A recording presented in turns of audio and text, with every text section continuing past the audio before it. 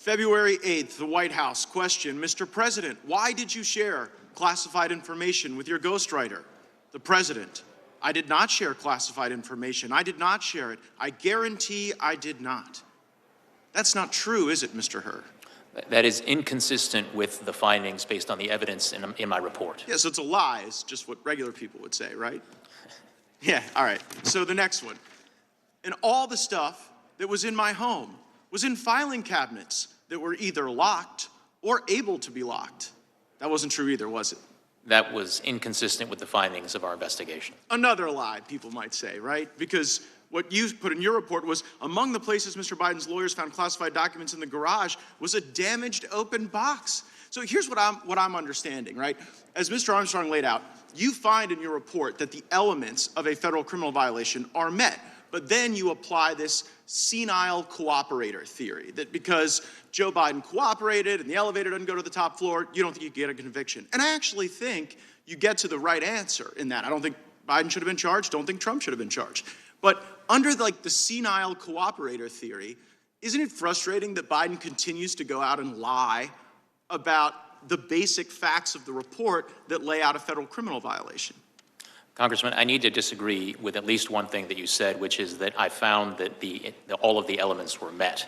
One of the elements of the relevant mishandling statute is the intent element, and what my report reflects is my judgment that based on the evidence, I would not be able to prove beyond a reasonable doubt to a jury that that intent element had been met. Right, but the reason you have that doubt is the senile cooperator theory. The fact that Joe Biden is so inept in responding that you can't prove the intent, which again, I don't quibble with that conclusion, but it's frustrating to be like, oh, well, this guy's not getting treated the same way as Trump because the elevator's not going to the top floor, so we can't prove intent. While at the same time, Biden goes out there at the White House and says, well, you know, he just blatantly lies. And what I'm trying to figure out is whether or not Biden's lying because he's still so senile, he hasn't read your report, or whether it's a little craftier and a little more devious and perhaps a little more intentional than we might otherwise think. So I also want to go to this Biden Penn Center.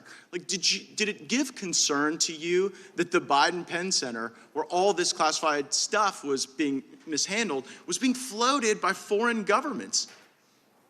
Congressman, we were concerned with getting to the bottom of all of the classified documents that were recovered during the course of our... Yeah, but what bothers me is that the money that was paying for the place where the documents were being inappropriately held, it was the Chinese and it was other foreign countries. Did that play into your analysis? Did you look into the $1 billion in foreign funding sources at the Biden Center at UPenn, for example?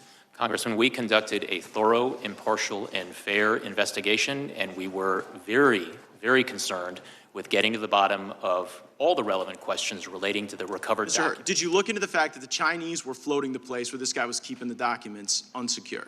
Yes or no? Congressman, to the extent that we identified evidence that was relevant and significant to our investigation, we put it in our report. Okay, it seemed relevant to me, maybe not to you. Another thing that seemed relevant to me is this ghostwriter, right? So the ghostwriter purposefully deletes this evidence that seems to be show culpability of Biden's crimes, and you don't charge him. Why did you not charge the ghostwriter with obstructing justice and deleting evidence?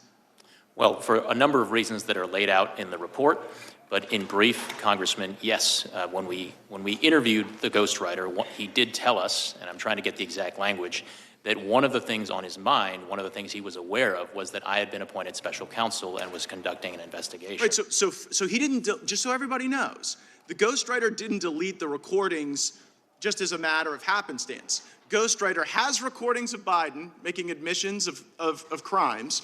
He then learns that you've been appointed.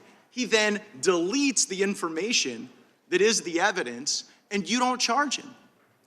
That is reflected in the report, and one of the reasons... What does somebody have to do to get charged with obstruction of justice by you? If deleting the evidence of crimes doesn't count, what would meet the standard? So, Congressman, as we state in the relevant chapter of the report, one of the things that Mr. Zwanitzer did not delete was transcripts of the recordings that he had created that included inculpatory evidence relating to Mr. Biden. Oh, so if you destroy some evidence but not other evidence, that somehow absolves you of the evidence you destroy? Here's what I see. Zwanitzer should have been charged, wasn't. Biden and Trump should have been treated equally. They weren't, and that is the double standard that I think a lot of Americans are concerned about. I see my time's expired. I yield back.